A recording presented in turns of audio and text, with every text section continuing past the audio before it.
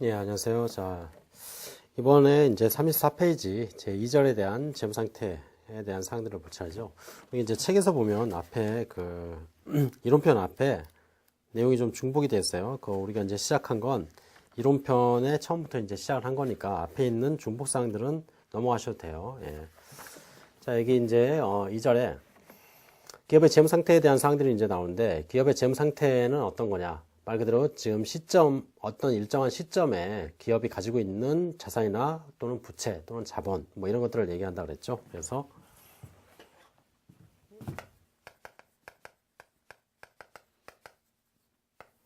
재무 상태는 지금 주머니에 뭐가 얼마나 있느냐 그걸 이제 보여주는 거예요. 그래서 내 주머니에 지금 현재 뭐 2만 원이 있다. 그 2만 원이 어떻게 구성이 됐나 봤더니 지금 현재 현금이 2만 원이 있어요. 5천 원은 친구한테 꿨어요. 그래서 뭐냐, 차입을 한 거예요. 15,000원이 이제 내가 가지고 있던 돈이더라. 이제 이전에 보유를 하고 있던 돈이다. 예. 그럼 요게 지금 현재 나의 재무 상태가 되는 거예요. 그래서 이걸 이제 어떤 식으로 표시를 하냐, 이렇게 이제 두 개 쪼개가지고 가지고 있는 걸 2만 원,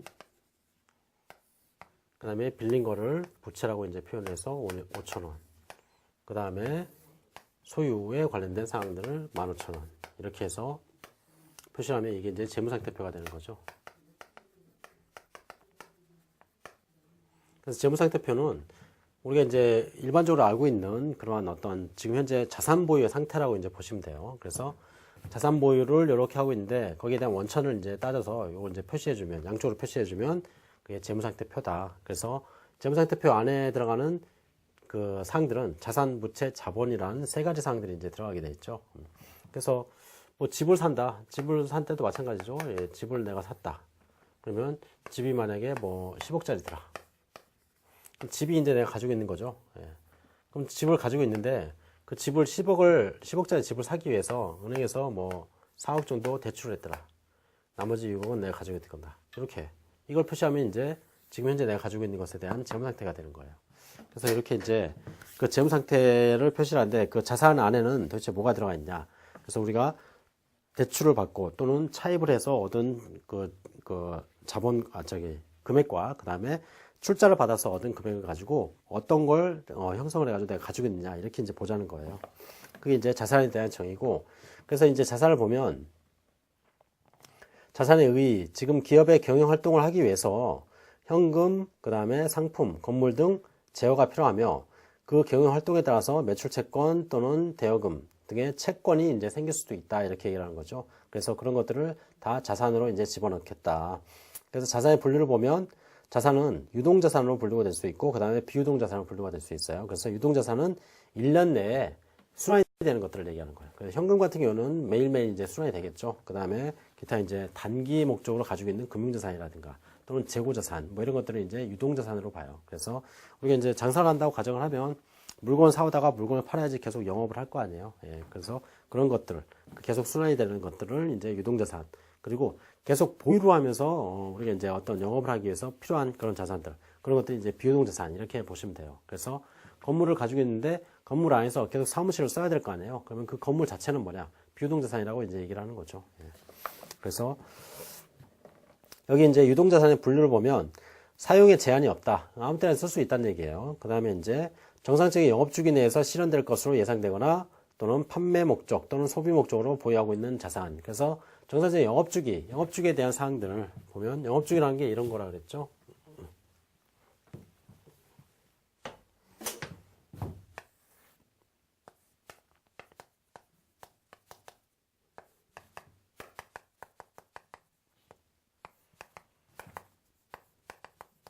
물건을 사오다가 그 다음에 그걸 가지고 있다가 팔면 거기에 대한 돈을 이제 받고, 그러면 이게 이제 하나의 영업주기예요. 이게 하나의 영업 사이클이다 이렇게 얘기하는 거죠.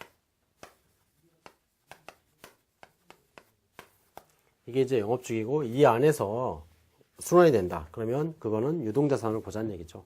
그래서 영업주기가 뭐 6개월이 될 수도 있고 1년이 될 수도 있고 그 다음에 1년 넘을 수도 있어요. 내가 이제 어떤 그 지방에 있는 부동산 매매업자다. 그래서 지방에 있는 싸게 나온 건물을 사다가 그걸 이제 내다 판다.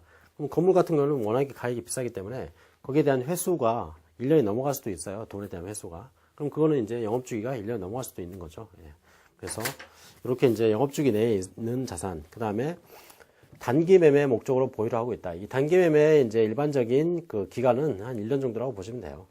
그 다음에 이제 기타 뭐 이렇게 1 내지 3 외에 보호기간 종료일, 지금 현재 뭐 회사가 사업연도가 만약에 12월 31일이더라. 그러면 12월 31일이 보고기간 종료일이 되는 거예요. 그래서 그 종료일로부터 1년 내에 현금화가 되거나 실현될 것으로 예상이 된다. 그러면 유동자산으로 분류를 하자, 이런 얘기죠. 자, 그래서 여기 보면 유동자산 안에는 당좌자산과 그 다음에 재고자산, 분류 자체는 보통 이렇게 돼요. 그래서 당좌자산은 현금성 자산을 얘기하는 거죠. 그래서 현금, 뭐 단기 금융상품, 그 다음에 증권, 매출 채권, 그 다음에 단기 대여금, 이런 것들. 현금으로 결제가 되거나 뭐 현금으로 받을 수 있는 것들을 얘기하는 거예요.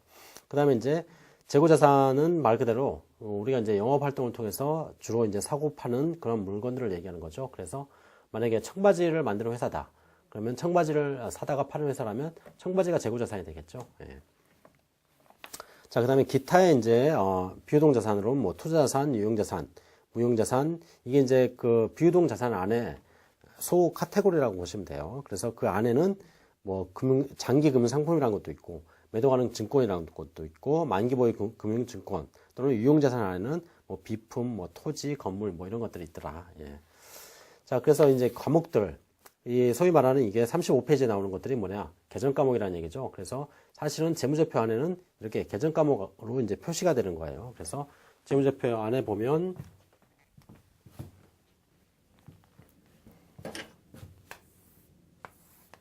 자산 해서 여기 안에 이제 유동자산, 뭐 현금, 그 다음에 뭐 재고, 뭐 이렇게 이제 쭉 되고, 그 다음에 비유동자산. 이 비유동자산 안에 이제 또 카테고리를 정해서 뭐 유형자산, 그 안에 건물, 뭐 토지, 뭐 이런 식으로. 그래서 쭉 이런 식으로 이제 적히게 돼 있죠. 예. 그래서 그 적혀 있는 각각의 그 항목들을 이제 계정 과목이라고 얘기하고, 계정 과목에는 이런 것들이 있더라. 자산으로 분류되는 계정 과목들이죠. 그래서 현금은 당연히 알겠고, 그 다음에 당좌예금은 우리 이제 그 수표 거래를 하기 위해서 은행에다 이제 당좌 거래를 한다 그랬죠. 당좌 거래를 하게 되면 은행과 계약을 맺어가지고 그 금액, 내가 그 은행에다가 입금한 금액 범위 내에서 수표를 발행해 준다. 그죠? 수표를 발행하면 은행에서 돈을 빼는 거하고 똑같은 효과를 하겠죠. 그 다음에 이제 보통예금 여러분들이 가지고 있는 그냥 예금이라고 생각하시면 돼요. 그 다음에 이제 현금 및 현금성 자산 해가지고 이 현금 및 현금성 자산 안에는 위에 있는 현금, 뭐 당좌예금 뭐 이런 것들이 다 포함돼요, 사실은. 그래서 그 안에 있는 모든 개념들을 얘기하는데 그런 것들을 다 합한 걸 이제 현금 및 현금성 자산 이렇게 이제 분류를 해도 된다는 얘기죠. 그 다음에 이제 단기 매매 증권 해서 뭐 단기간 내에 보유할 목적으로. 그래서 주가가 오르면 바로 팔아야 되겠죠. 주식이라든가 또는 채권이라든가 이런 것들. 그 다음에 이제 대여금, 돈 빌려준 거죠. 그래서 1년 이내에 회수할 것으로 예상되는 건 단기 대여금. 그 다음에 회수가 좀 오래 걸리더라. 그러면 장기 대여금 이런 식이 되겠죠. 그 다음에 이제 단기 금융상품 해서 단기 금융상품 안에는 뭐 말 그대로 단기간 내에 어떤 그 결제가 이루어지는 것들, 그런 것들을 이제 얘기하는 거고, 기타 이제 주식이라든가 채권 이런 것도 단기 금융 상품 안에 포함이 돼요. 예. 그 다음에 이제 외상매출금, 돈을 나중에 받는 거죠. 물건 팔고. 그래서 외상매출금 이렇게 표현이 되고, 이 외상매출금은 이제 우리가 이제 기업에서 하는 활동, 그 주요 활동들 있죠. 만약에 내가 청바지를 파는 회사다. 그러면 청바지를 팔고 돈을 못 받으면 외상매출금. 그죠? 근데 다른 것, 청바지를 파는 회사인데 회사에서 가지고 있던 어떤 비품을 팔고 돈을 못 받았다. 그러면 이제 그걸 이제 미수금이라고 이제 얘기를 하죠. 그래서 그 분류 자체가 좀 달라요.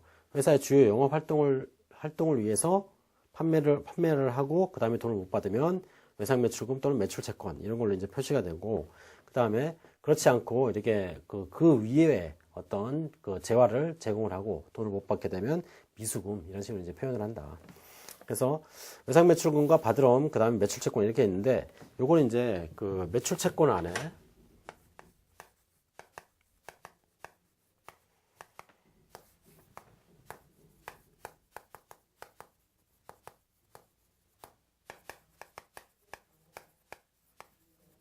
이렇게 이제 두 가지가 있다. 이렇게 보시면 되겠죠. 그래서 외상매출금은 돈 나중에 줄게. 이렇게 얘기하면 외상매출금이 돼요. 상대방이. 그 다음에 상대방이 내가 물건 팔았는데 어음을 나한테 끌어주더라. 그러면 받을 어음이 된다. 어쨌든 간에 둘 다 매출과 관련된 채권이다 해서 매출채권 이렇게 이제 표시를 하는 거죠. 그리고 이제 외상매출금에 대한 코드하고 받을 어음에 대한 코드가 달라요. 그래서 이제 이걸 좀 구분해 줄 필요가 있다는 얘기죠. 자, 그 다음에 이제 미수금은 상품, 제품 이외의 자산을 외상으로 매각을 했을 때 그걸 이제 미수금이라고 얘기를 하고, 선급금은 미리 돈을 지급한 거죠. 그래서 물건을 내가 사와야 되는데 그 물건 사오는 것에 대한 대가를 미리 주고 나중에 이제 물건 가져오는 경우. 그래서 물건 가져오기 전까지는 선급금이 되는 거예요, 그게. 그 다음에 이제 상품, 판매를 목적으로 가지고 있는 거죠. 예. 그 다음에 소모품이야 뭐 기타 이제 회사의 어떤 활동을 위해서 가지고 있는 자산들. 그 다음에 이제 건물, 뭐 비품, 그 다음에 토지, 기계장치, 뭐 이런 것들이 있더라. 예.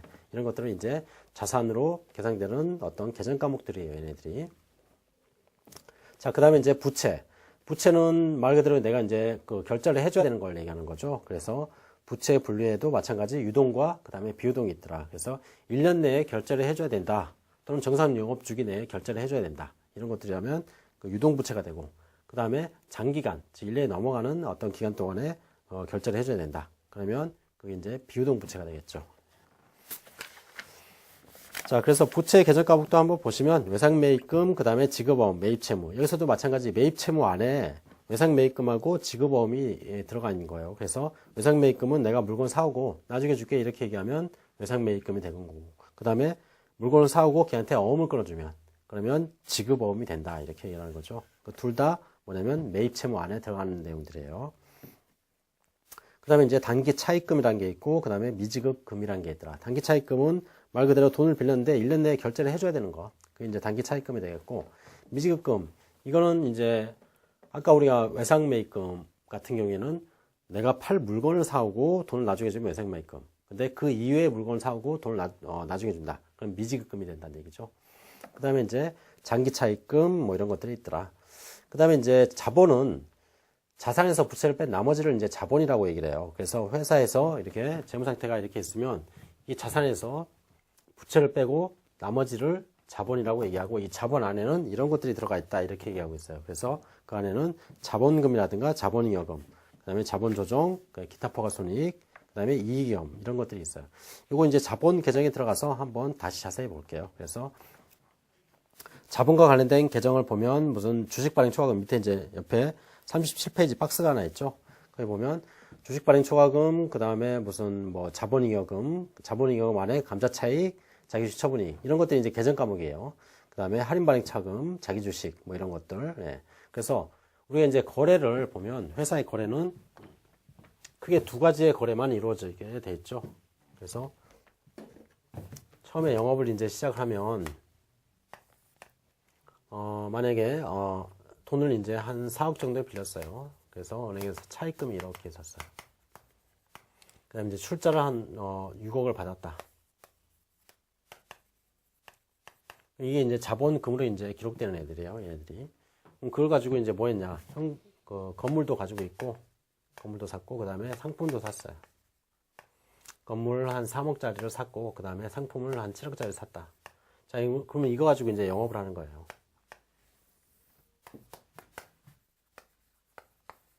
영업을 해가지고 상품을 사고 팔고 뭐 해가지고 어떻게 했냐? 이번에 이제 수익이 나오고 비용이 나오는 거죠. 수익이 나오면 수익이 한 3억 나왔고 비용이 한 1억 나왔더라. 그럼 2억을 이제 번 거잖아요. 예, 이게 이제 이익이다. 그렇죠? 이 이익이 이제 뭐냐? 기말에 이제 재무상태에 이제 쌓이게 되는 거예요. 처음에 10억 가지고 했는데 이익을 2억만큼 남겨 먹었다. 그러면 자산이 이제 얼마가 되냐? 12억이 이렇게 되겠죠. 예, 2억이 남았으니까. 그 다음에 이제 아직 돈을 안 갚았다. 그러면 차입금은 아직도 4억이 남아있을 거예요. 그러면 나머지 이제 그 12억이 있는데 그 중에 차입금이 4억이면 나머지는 다 자본과 관련된 사항이라는 얘기예요. 자산에서 부채를 빼니까. 그러면 8억이 다 자본인데 처음에 이제 출자한 금액이 6억이 있고 그다음에 이익이 이제 2억만큼 이렇게 쌓이게 됩니다. 이제 이익이익입니다. 그래요. 그래서 이익은 이렇게 이제 자본에 계속 누적이 되는 개념이에요. 자, 그래서 이렇게 이제 이런 것들이 이제 다 자본에 관련된 사항이다. 그래서 얘네들이 이제 자본금, 주식 발행 초과금 이런 걸로 이제 기록이 되고, 거기다가 이제 이익이 이렇게 돼요. 그러면 요거 이제 회사가 영업을 한 요걸 이제 뭐라 그러냐면 손익거래라고 그래요. 그래서 손익거래는 회사의 제3자, 그러니까 회사 외부에 있는 사람하고 거래를 해서 뭐 수익이나 비용이 발생되면 그걸 손익거래라고 그러고, 또 자본거래라는 게 있어요. 자본거래 뭐냐면 주주와 거래를 하는 거예요. 그래서 주주한테 요번에 이제 처음에 1억 상금만큼 출자를 받았는데 돈이 모자라서 추가적으로 이제 출자를 더 한다. 그러면 유상증자를 한다. 보통 이렇게 일하는데 주식을 만들어요. 회사에서. 주식을 만들어가지고 어떻게 하냐. 이걸 파는 거죠. 그러면 그 주식을 사는 사람은 회사의 주주가 되는 거고 회사에는 돈이 들어오는 거죠. 그러면 이렇게 해서 이 출자금이 더 늘어날 수도 있어요. 그래서 출자를 뭐 2억만큼을 더 받았다. 그럼 그 금액이 이제 여기 이제 또 플러스가 되겠죠. 여기 이제 14억이 되는 거예요. 이렇게. 그래서 이렇게 회사의 거래는 두 가지인데 손익거래하고 자본거래로 두 개로 이루어질 거예요. 예. 그래서 그렇게 해서 회사가 점점 운영이 되고 그래서 돈을 벌고 쌓이고 그 다음에 출자금이 늘어나고 뭐 이렇게 이제 이런 과정을 거치는 거죠. 그래서 이렇게 손익거래와 자본거래와 관련된 사항들이 다 어디에 여기에 이제 녹아 들어가게 돼 있어요. 이쪽에. 그죠? 자, 그러면 37페이지 이제 예상 문제를 한번 풀어볼게요. 자, 기업회계기준서상 재무상태표 표시와 관련된 설명 중에 거리가 먼 것. 자본은 자본금, 자본잉여금, 이익잉여금, 자본조정 이 네 가지 항목으로만 구분이 된다. 위에서 보면 5가지로 되어 있죠. 뭐가 되면 기타 포괄손익이라는 것도 들어가요. 이 기타 포괄손익은 사실은 이제 자본거래는 아니고 손익거래와 관련된 사항인데 미실현 손익이라고 보시면 돼요. 미실현 손익은 아직 실현되지 않았다. 내 주머니에 들어오지 않은 거예요. 근데 그거를 계산을 할 때 기타 포괄손익으로 계산을 해요. 그래서 그게 이제 자본 항목에 들어간다. 자, 그래서 일단 1번이 틀렸고요. 그 다음에 두 번째, 자산은 유동자산과 비유동자산을 구분하며 비유동자산은 투자자산, 유형자산, 무형자산, 기타 비유동자산으로 구분을 한다. 그래서 자산과 관련된 사항들은 이런 것들이 있다. 예. 그 다음에 부채, 유동부채, 비유동부채. 그죠? 그 다음에 자산과 부채는 유동성이 높은 항목부터 배열하는 것이 원칙이다. 이게 이제 유동성 배열법 이렇게 얘기를 해요. 그래서 자산을 계산할 때 또는 부채를 계산할 때 유동성이 가장 높은 것부터 순서대로 쭉 배열하자는 얘기죠. 예. 자, 그 다음에 이제 두 번째. 자, 다음은 재무자표의 작성과 관련된 설명이다. 올바른 것. 올바르지 못한 것이네요. 자산과 부채 및 자본은 총액에 의해서 기재함을 원칙으로 하고 자산의 항목과 부채 또는 자본의 항목을 상기함으로써 그 전부 또는 일부를 재무상태표에 재산한다. 이거 이제 봤었죠. 예. 그래서 총액 기준이 원칙이더라. 그 다음에 이제 두 번째, 모든 수익과 비용은 그것이 발생한 기간에 정당하게 배분되도록 처리해야 되고, 다만 수익은 실현 시기를 기준으로 계산을 하고 미실현 수익은 단기의 손익계산에 산입하지 아니함을 원칙으로 한다. 그래서 실현이란 건 실제로 물건을 팔아가지고 그걸로 내 주머니에 돈이 들어오는 걸 얘기하는 거예요.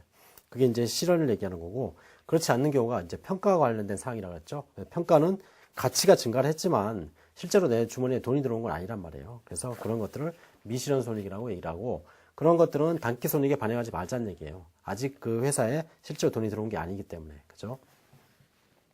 그 다음에 이제 세 번째, 이익이익금 처분계산서는 자본금과 이익이익금의 처분사항을 명확히 보고하기 위해서 자본금과 이익이익금의 총 변동사항을 표시를 해야 된다.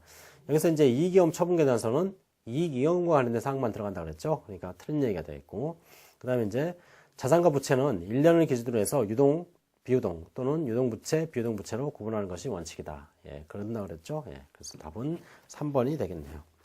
그 다음에 이제 3번에 다음 자료에서 자본잉여금에 대한 그 금액은 얼마가 되느냐.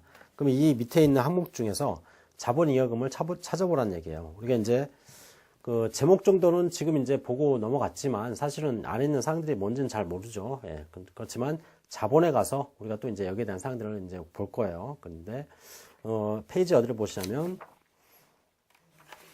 바로 전 페이지에 37페이지에 보면 자본잉여금 해가지고 나오는 게 있어요. 주식발행 초과금, 그 다음에 감자차익, 자기주식 처분이익 뭐 이런 것들이 자본잉여금이다. 그래서 자본잉여금과 관련된 사항들, 첫 번째 주식발행 초과금, 그 다음에 주식 할인발행 차금은 자본조정이에요. 얘는. 그 다음에 이제 감자차익, 자본잉여금, 감자차손은 뭐냐면 그 자본 조정과 관련된 사항들. 그 다음에 그 자기주식 처분이익, 이것도 자본잉여금이네요. 그 다음에 자기주식 처분 손실은 자본 조정과 관련된 사항이고, 그 다음에 이익준비금은 이익위험에 관련된 사항이고, 매도 가능 금융자산 평가이익은 기타 포괄손익에 관련된 사항이에요. 그 다음에 기업 합리화 적립금, 이것도 이익위험과 관련된 사항이더라. 그래서 여기서는 세 가지가 되겠네요. 주식 발행 초과금, 감자차익, 자기주식 처분이익, 이 세 가지가 자본잉여금과 관련된 사항들이에요. 자, 그 다음에 이제 네 번째, 주식 발행 회사의 입장에서 주식 배당으로 인한 효과로 가장 적절한 것. 우리가 이제 아직 자본을 배우지 않아서 사실은 이게 이해가 될 수가 없어요. 예. 우리가 이제 여러분들이 이제 전산회계 1급에서 이제 봤던 자본에 관련된 사항들, 그런 것들을 이제 좀 생각을 해보면, 첫 번째, 자본 총액이 주식 배당액만큼 감소하고 회사의 자산도 동액만큼 감소를 한다. 그러면 자본 총액이 감소한다. 이런 얘기는 뭐냐면 돈이 실제로 빠져나가야 돼요. 근데 여기 이제 주식 배당은 배당을 주긴 주는데 주식으로 이제 배당을 주는 거예요. 그러니까 회사에 돈이 빠져나가는 건 아니고 출자를 더 늘리는 거예요, 사실은. 그래서 이런 경우에는 자본이 감소하지 않는다, 이렇게 얘기를 해요. 그 다음에 이제 두 번째, 미지급 배당금만큼 부채가 증가한다. 이거는 현금 배당을 할 때, 현금 배당하게 되면 현금이 빠져나가야 되죠. 그러면 현금 배당이 선언이 되고 실제로 돈이 빠져나갈 시점이 다른데, 현금 배당이 선언이 되면 그때 미지급 배당금이라는 부채가 잡히게 되어 있어요. 그 다음에 이제 돈이 빠져나가면 부채가 없어지면서 현금이 빠져나가는 거죠. 그렇게 되는데, 주식 배당은 미교부 주식 배당금이라는 게 생겨요. 선언을 하게 되면. 그럼 미교부 주식 배당금은 뭐냐? 그럼 부채가 아니라 자본이에요, 자본. 그러니까 자본의 변동이 안 생기고 부채도 증가를 안 해요. 예. 그 다음에 이제 세 번째, 자본금은 증가하지만 이익잉여금은 감소한다. 이게 이제 배당의 원천이 뭐냐면, 배당은 무조건 이익잉여금으로 하는 게 배당의 원천이에요. 그래서 이익잉여금이 없으면 배당을 못 주게 돼 있어요. 그러면 이익잉여금을 줄이고 자본금을, 즉 주식을 주게 되면 자본금이 증가하게 돼요. 자본 자체는 변동이 없어요. 자본 자체 안에는 자본금도 포함이 되고 이익잉여금도 포함이 되어 있는데, 주식 배당을 하게 되면 이익잉여금이 감소를 하면서 자본금이 증가하기 때문에 전체 자본 자체는 변동이 없다, 이렇게 얘기를 해요. 근데 자본금 자체는 증가를 해요. 주식수가 늘어나면 자본금은 무조건 증가하게 돼 있죠. 그래서 답은 3번이 되겠네요. 그 다음에 이제 네 번째, 주식 배당은 배당으로 인한 회계 처리가 불필요하므로 자본 항목 간의 변동도 없다. 자본 항목 간의 변동이 있죠. 이익잉여금이 없어지면서 자본금이 증가를 하니까. 그죠? 그래서 여기서는 답이 3번이 되겠네요. 그 다음에 이제 다음에 자본의 구성 요소 중에 성격이 다른 하나는 무엇이냐? 자본의 구성 요소예요. 보니까 주식 할인 발행 차금, 이거는 자본 조정 관련 항목이고, 그 다음에 자기주식 처분 손실, 자본 조정, 그 다음에 배당 건설 이자, 자본 조정, 감자 차익. 그래서 무슨 이익이 나온다. 주주와의 거래를 통해서 이익이 나오면 자본잉여금이라 그래요, 걔는. 그럼 여기서는 네 번째는 자본잉여금이고 나머지는 자본 조정에 해당되는 항목들이다. 이렇게 보시면 되겠죠. 그 다음에 이제 여섯 번째, 다음 중 자산의 종류가 다른 것은 무엇인가 해서 건설 중인 자산, 구축물, 그 다음에 임차보증금, 비품. 여기서 이제 건설 중인 자산이나 구축물이나 비품, 뭐 이런 것들은 뭘로 이제 보통 구분이 되느냐. 얘는 이제 유형자산으로 이제 보통 구분이 되고, 임차보증금은 기타 비유동자산을 해가지고 나머지로 이제 분류가 되는 것들이다. 그래서 유형자산은 형태가 있는 것들을 얘기하는 거예요. 근데 임차보증금이라는 건 사실 형태가 없는 거죠. 예. 그래서 이런 것들은 이제 기타의 비유동자산, 이런 식으로 이제 분류를 하고 있어요. 그래서 여기서는 여섯 번째, 3번이 되겠네요. 그죠? 예. 자, 그 다음에 이제 제 3절에 기업의 이제 경영 성과에 대한 사항들. 경영 성과는 이제 언제부터 언제까지 뭘 벌어들였느냐. 요게 이제 성과와 관련된 사항들이죠.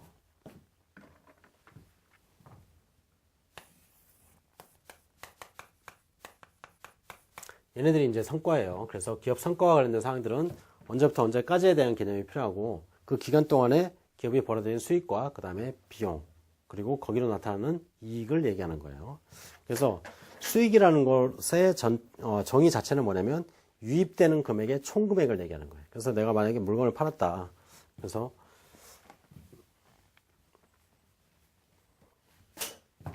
상품을 이렇게 가지고 있었는데 처음에 이거 얼마 주고 샀냐면 10,000원 주고 샀어요.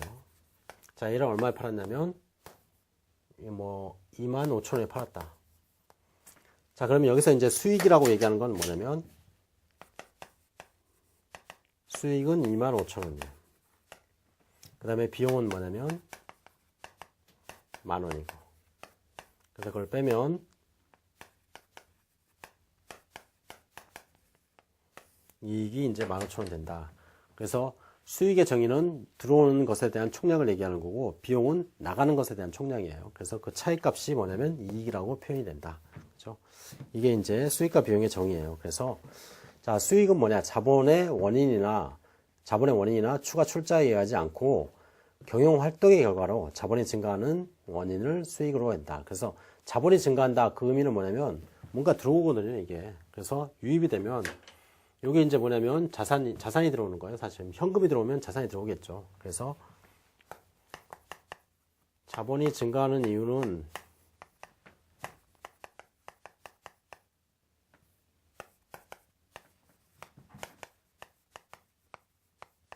이게 이제 자본이 증가한다 이렇게 얘기를 해요. 그래서 자산이 증가하거나 부채가 감소하면 자본이 증가하게 돼 있어요. 그럼 여기서는 이게 들어오니까 그죠? 예. 25,000원에 현금이 들어오니까 자본이 증가한다 이렇게 얘기하는 거죠. 그래서 그 자본이 증가한다 이렇게 표현이 된다는 얘기예요. 그래서 매출이라든가 영업외 수익에 의해서 이렇게 수익이 계산이 되는데 보면 그 수익 항목에는 상품 매출에 대한 항목, 그래서 매출액, 상품 매출, 그 다음에 임대료는 내가 건물을 임대를 해주고 거기에 대한 대가를 받는 게 임대료죠. 내가 건물을 들어가서 돈을 지급하면 임차료라고 얘기를 해요. 걔는 비용이에요. 그 다음에 이제 이자 수익은 뭐 은행에다 돈 맡겨놓고 받는 이자를 얘기하는 거겠죠. 그 다음에 기타 수수료, 그 다음에 자비익, 그 다음에 유용자산 처분익, 기타 이외의 항목도 수익 항목은 여러 가지가 있어요. 예, 근데 대표적인 것만 여기다 써놓은 거죠. 그 다음에 이제 비용에는 이제 매출 원가라는 게 있죠. 그래서 매출 원가는 이게 이제 매출 원가라는 비용이에요. 10,000원. 비용인데 항목은 매출 원가 이런 항목을 이제 쓴다는 얘기죠. 그 다음에 이제 급여라는 비용도 있고, 그 다음에 통신비, 그 다음에 여비교통비, 뭐 광열비, 그다음에 성우품비, 뭐 광고선전비, 기타 이런 것들이 다 이제 비용으로 계산될 수 있다. 예. 자, 그래서 밑에 이제 기출 문제를 한번 볼게요. 여기 첫 번째, 현행 기업회계 기준상의 손익계산서 작성과 거리가 먼 것이 뭐냐? 첫 번째, 손익계산상 매출액은 총 매출액에서 매출 할인, 그 다음에 애누리, 그 다음에 환입, 이런 것들을 뺀 금액이 매출액이다. 그래서 매출액은 매출액에 조정사항이 있을 때 그런 것들을 차감한 금액이 매출액으로 계산이 되겠죠. 그래서 여기서는 그 조정사항이 뭐냐면 할인이라든가 환입이라든가 애누리, 이런 것들이 이제 조정사항이 되는 거예요. 그 다음에 이제 두 번째, 그 손익계산서상 매출 원가는 기초 제품 또는 상품의 재고 원가에서 단기 제품 제조 원가 또는 단기 상품 매입 원가를 차감한 금액에서 기말 제품이나 상품 재고 원가를 차감한 금액으로 한다. 그래서 우리가 이제 그 지금 배우는 이 회계학을 대상으로 하는 그 기업은 두 가지가 있다. 그래서 상기업과 제조기업이 있다. 상기업 같은 경우에는 물건을 사다가 파는 애들이고 얘는 물건을 만들어서 파는 애들이죠. 그래서 재고자산의 과목이 조금 이제 다르게 이제 표시가 되는 거예요. 상기업은 상품이라고 얘기를 하고 얘는 제품이라고 얘기를 하는 거죠. 얘는 물건을 만들어서 파는 거니까 우리가 이제 제조기업 같은 경우, 상기업 같은 경우에는 재고자산 계정이 재고자산의 계정이 이제 여러분들은 이제 그 회계 원리와 관련된 사항들을 즉 그 전산 회계 1급에서 배웠던 사항들 그런 사항들을 안다는 가정하에서 제가 지금 강의를 하는 거예요. 그래서 이제 재고자산 계정을 가지고 봤을 때 기초 재고가 여기 있고 그 다음에 이렇게 사온 거 단기에 사온 거를 단기 매입액이라고 그러죠. 그 다음에 기말 재고 그럼 나머지가 뭐냐 팔린 거다. 그게 매출 원가다 이렇게 얘기를 하겠죠. 양쪽은 똑같다. 그러면 제조기업 같은 경우에는 이게 이제 뭐냐 기초에 이제 팔다만 그 제품이 있겠죠. 그 다음에 여기는 뭐냐면 공장에서 완제품을 만들어 온 거예요. 그 이제 제품을 얘기하는 거고. 그 다음에 기말에 남아있으면 이게 이제 팔린 거다. 매출 원가.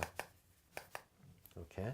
그래서 여기서 보면 가로 안에 있는 것들은 그 상기업과 관련된 사항이고 그 다음에 뭐 단기 제품 제조 원가 이런 것들은 제조 기업과 관련된 사항들이라고 보시면 되겠죠. 그 다음에 이제 세 번째, 손익계산상 수익과 비용은 총액에 의해서 기재함을 원칙으로 한다. 이게 이제 총액 기준이 원칙이다. 이렇게 얘기를 했었죠. 그 다음에 이제 손익계산서의 영업손익은 매출액에서 매출 원가를 차감하여 표시를 한다. 영업손익은 이게 매출액에서 매출 원가 차감한 게 뭐냐면 매출 총이익이에요. 얘는. 영업손익은 기타 이제 판매와 관련된 활동까지 뺀 금액을. 그래서 매출액에서 매출 원가를 빼면 매출 총이익. 여기에서 이제 판매비라든가 관리비 이런 것들을 빼면 영업이익 이렇게 얘기하죠. 그래서 여기서 이걸 뺀 게 아니라 여기다가 요거까지 빼줘야 된다. 답은 4번이 되겠네요. 그죠? 그 다음에 이제 두 번째, 다음 중 수익의 인식 및 측정에 대한 설명으로 틀린 것. 용역 제공 거래에서 발생된 원가와 추가로 발생할 것으로 추정되는 원가의 합계액이 총수익을 초과하는 경우에 그 초과액과 이미 인식한 이익의 합계액을 전액 단기 손실로 인식한다. 그래서 여기서는 수익이, 즉 원가가 수익을 초과하는 거잖아요. 예, 그리고 원가가 더 많다는 얘기는 뭐냐? 손실이 났다는 얘기죠. 예, 그래서 그걸 단기 손실로 인식한다. 그 다음에 이제 두 번째, 판매 대가가 재화의 판매 또는 용역의 제공 이후에 장기간에 걸쳐서 유입되는 경우에 공정가액은 미래에 받을 현금의 합계액의 현재 가치로 측정한다. 자, 여기서 보면 판매 대가를 나중에 받는다는 얘기예요. 그것도 이제 장기간에 걸쳐서. 그 단기라면 상관이 없는데, 그래서 2년, 3년에 걸쳐서 돈을 받게 되면 그 금액들의 현재 가치의 금액을 지금 현재 판매가액으로 결정을 한다. 이렇게 얘기하는 거죠. 그 다음에 이제 상품권의 발행과 관련된 수익은 상품권을 회수한 시점, 즉 재화를 인도하거나 판매한 시점에 인식을 하고 상품권을 판매한 때에는 선수금으로 처리한다. 이게 이제 상품권에 대한 판매인데 나중에 이제 수익인식에 대한 사항들에서 또 이제 보게 될 차죠. 예. 상품권을 팔 때는 처음에 이제 현금을 먼저 받아요. 그 다음에 그게 이제 재화랑 같이 이제 교환이 되는 거죠. 그래서 현금을 받았을 때 그 받은 금액을 선수금이라고 이렇게 표시하는 거예요. 이제 부채예요, 부채. 그리고 나중에 이제 재화를 인도를 했을 때 선수금이 이제 사라지는 거죠. 그러면서 뭐 현금으로 이제 매출로 이제 대체가 되겠죠. 예. 이게 이제 선수금에, 즉 상품권에 대한 회계 처리 방법이에요. 그래서 여기서 보면 상품권의 발행과 관련된 수익은 상품권을 회수하는 시점, 즉 상품권을 다시 회수하고 그걸 재화로 바꾸는 시점을 얘기하는 거예요. 그게 이제 상품권을 회수하는 시점이다 이렇게 얘기하는 거죠. 그때 뭐냐? 매출로 인식한다. 이게 수익이에요. 이게 수익. 수익 중에 매출액으로 계산한다는 얘기예요. 그래서 그때 이제 인식하고, 즉 재화를 인도하거나 판매한 시점에 인식하고 상품권을 판매할 때는 선수금을 처리한다. 그죠? 그다음에 이제 네 번째. 용역의 제공으로 인한 수익을 진행 기준에 따라서 인식하는 경우에 진행률은 총 공사 대금에 대한 선수금의 비율로 계산을 한다. 자, 이게 이제 용역의 제공은 우리가 이제 건물을 지어준다 이렇게 가정을 해보면 처음에 이제 뭐 3년 동안에 건물을 지어주면 건물이 이렇게 이제 완성이 되겠죠. 예. 그러면 거기에 대한 수익은 어떻게 계산하냐? 처음에 만들어진 양만큼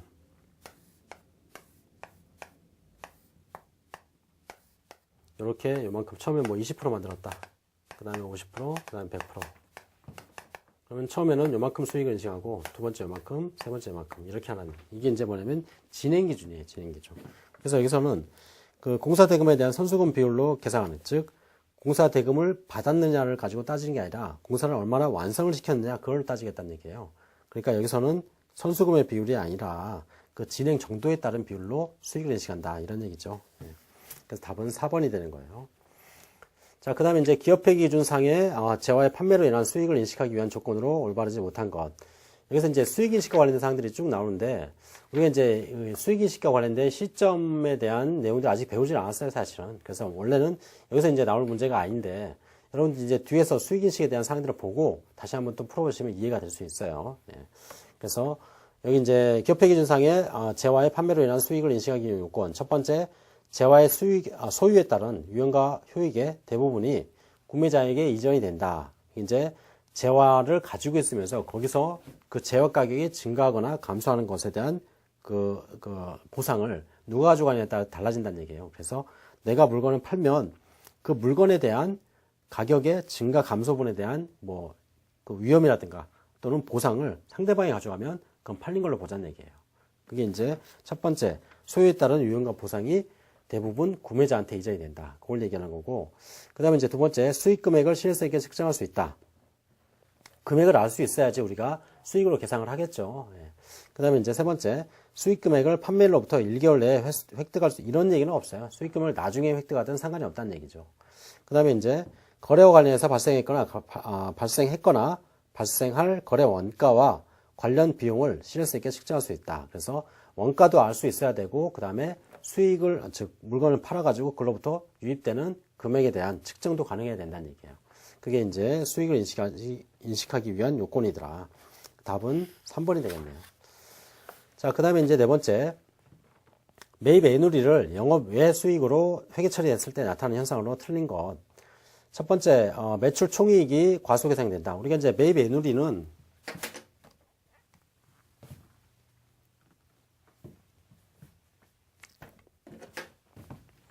매입액에서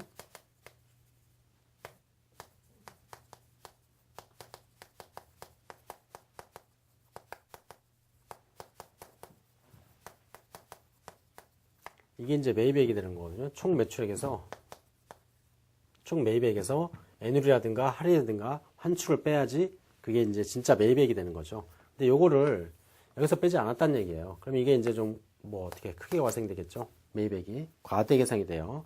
자, 그러면 첫 번째 매출 총이익이 과소 계상된다. 우리가 매출 총이익은 매출액에서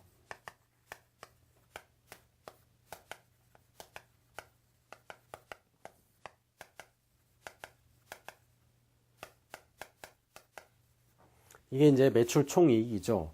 자, 보면은 이걸 영업의 수익으로 했으니까 일단 매입액에서는 그걸 빼지 않았어요. 그러면 여기서 이제 틀린 거니까 만약에 매입한 걸 다 팔았다고 가정을 하면 그럼 그게 매출 원가가 될 거예요.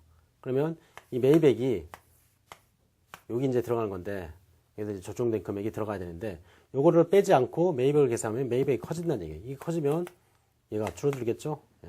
매출액에서 원래는 매입액이 10,000원이었는데 애누리를 빼지 않아가지고 애누리가 2,000원이었다. 12,000원이 이렇게 계산이 된 거예요. 그러면 어떻게 돼요? 매출액이 20,000원이라면 처음에 10,000원을 계산했다면 이게 여기가 10,000원이 됐을 텐데 12,000원이 계산이 되면 8,000원이 계산이 되는 거죠. 그러니까 뭐 매출 총이익이 과소 계산이 된다 이렇게 얘기를 하는 거예요. 지금 원가가 너무 높게 측정이 되니까. 그 다음에 이제 영업이익이 과소 계산된다. 우리가 이제 여기다가 판매비하고 관리비를 빼면 영업이익이 나오고 여기에서 이제 영업의 수익이라든가 영업의 비용을 빼면 예, 그 단기순이익이 나오는 거죠. 이렇게 나오는데 원래는 여기에서 이제 빠져야 될 금액이 빠지지 않았다는 얘기예요. 그러니까 어떻게 되냐? 요 이익이 과소계상되고 그러면 요것도 과소계상되겠죠. 똑같이. 그래서 영업이익이 과소계상된다. 그것도 맞는 얘기가 되겠네요. 그 다음에 이제 법인세 차감전 이익이 과소계상됩니다. 법인세 차감전 이익. 요게 이제 그 법인세 차감전 이익이라고 보시면 돼요. 여기다가 이제 법인세를 빼면 단기순이익이 나와요. 원래는. 법인세 차감전 이익. 여기서 이제 법인세를 빼면 그러면 단기순이익이 나오는 건데 여기서 보면 위에서 이제 과소계상이 되는데 여기에 이제 그 애누리가 이제 들어갔다는 얘기예요. 금액이. 그럼 결국 이 금액은 똑같이 나와요. 이 금액은.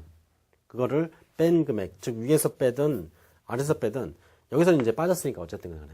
그죠? 그래서 여기서는 그 법인세 차감전 이익은 영향을 미치지 않는다 이런 얘기겠죠. 그 다음에 매출 원가가 과대계상이 된다. 빼지 않았으니까. 그죠? 그 다음에 이제 5번. 다음 중 기업회계기준상 재화의 판매로 인한 수익인식 조건에 해당되지 않는 것. 재화의 소유에 따른 유형과 그 다음에 효익의 대부분이 구매자한테 이전이 된다. 맞는 얘기겠고, 그 다음에 회수기일 도래. 회수기랑은 상관이 없다 그랬죠. 예. 그 다음에 이제 수익 금액을 알 수 있어야 되고, 원가 알아야 된다. 예. 그게 이제 판매에 따른 수익인식 요건이 되더라. 자, 그 다음에 이제 6번째. 아래 계정가목 중에서 기업회계 기준의 그 판매비와 관리비에 포함되는 것들을 모두 고른 것. 그래서 판매비와 관리비에 해당하는 것들이에요. 그래서 판매 활동이나 어떤 그런 것들, 그런 걸 얘기하는 거죠. 여기서 대수상업비. 대수상업비는 매출 채권을 못 받았을 때 그 못 받는 금액을 비용 처리하는 걸 대수상업비라고 그러죠. 이거는 뭐 판매와 관련된 활동이죠. 그 다음에 건물의 감가상각비. 이것도 뭐냐, 관리비에 해당하는 거죠. 예. 그래서 얘도 들어가고, 임원급여 당연히 우리가 이제 어떤 영업을 하기 위해서 인건비가 필요한 거니까. 그 다음에 이제 기부금. 기부금은 영업과 관련이 없어요, 사실은. 그래서 이거는 당연히 기타의 영업의 비용이 되겠고, 이자 수익. 이자 수익도 우리가 이제 영업을 한다는 얘기는 물건을 팔고, 물건을 사고, 그 다음에 거기에 따른 어떤 인건비 지급하고, 그 다음에 뭐 건물에서 영업을 하고, 뭐 이런 것들이 들어가는데, 이자는 돈을 어디다가 맡겨놓은 거죠. 거기에 대해서 이제 받는 게 이자니까. 그래서 그런 경우에는 뭐냐, 영업의 수익이 된다는 얘기죠. 그 다음에 이제 이자 비용. 이자 비용은 영업의 비용이 되겠죠. 이자는 이자 수익이 영업의 수익이 되니까. 그래서 여기서는 A, B, C가 되겠네요. 예, 자, 다음 7번 문제 보시면 그 현행 기업회계 기준상의 손익계산서의 구분 표시 항목으로 해당하지 않는 것. 매출액은 우리가 이제 구분을 하게 되겠죠. 예, 매출액은 여기서 이제 보듯이 매출액, 그 다음 매출원가, 매출총익, 뭐 이런 식으로 구분이 되니까. 그 다음에 매출원가, 마찬가지 매출원가로 이제 표시가 되고. 계속사업 영업손익이라는 건 없어요. 예, 계속사업 영업손익은 따로 이제 표시하지 않고, 우리가 이제 계속사업과 이제 중단사업이라는 게 있긴 있는데, 계속사업은 이제 우리가 사업부를 이제 A하고 B 사업부를 같이 가지고 있다. 근데 B 사업부는 뭐, A 사업부는 계속 영업을 할 건데, B 사업부는 지금은 너무 안 좋아서 이거를 이제 그만둘 거다. 근데 지금 12월 31일 날 재무제표를 만들어야 된다. 그러면 이게 이제 뭐냐면 다음 연도에 그만둘 거면 중단사업이라고 얘기를 하고, 이건 이제 계속사업이라고 얘기를 해요. 그래서 이건 이제 따로 표시하긴 하는데, 중단사업과 관련된 사항들은 어떻게 하냐면 매출액, 뭐 매출원가 이런 게 따로 표시하지 않고, 중단사업 부문에서 나오는 이익만 따로 뽑아가지고 그것만 따로 이제 표시하게 돼 있어요.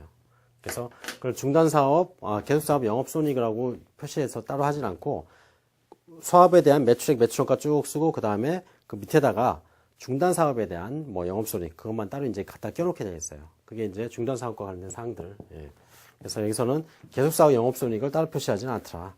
그 다음에 이제 법인세 비용 차감 전 계속사업 손익. 이거는 이제 계속사업과 관련된 그 중단사업이 빠진 내용을 얘기하는 거예요. 그래서 이걸 이제 보시면 예를 들어서 이제 이렇게 한번 표시를 해볼까요? A 사업부에서 매출이 나왔고, 그 다음에 원가가 있어요. 매출이 20만원, 원가가 뭐 15만원, 그래서 5만원, 이렇게 얘기 나왔고, B 사업부에서 이제 뭐 매출이 뭐 10만원, 그 다음에 원가가 뭐 99,000원, 그래서 뭐 1,000원, 뭐 이렇게 나왔다. 자, 그러면 요거를 이제 계속 사업과 이제 중단 사업으로 이제 표시를 할 때, 매출을 얼마냐? 매출 20만원. 그 다음에 원가 15만원. 5만원. 영업이익. 뭐, 기타 이제 판매관리비 없다고 이제 가정을 할게요. 영업이익 표시하면, 그 밑에다 이제 요거를 이제 중단 사업이익. 사업이익, 뭐, 1,000원. 요걸 빼면, 이게 이제 계속사업이익이다. 49,000원. 뭐 이런 식으로 이제 표시하자는 얘기예요. 그래서 보면 중단사업에 대한 영업이익은 따로 표시하지 않고 이 순액만 여기다 이제 갖다 집어넣는다는 얘기예요. 그리고 계속사업에 대한 이익을 따로 표시를 하더라.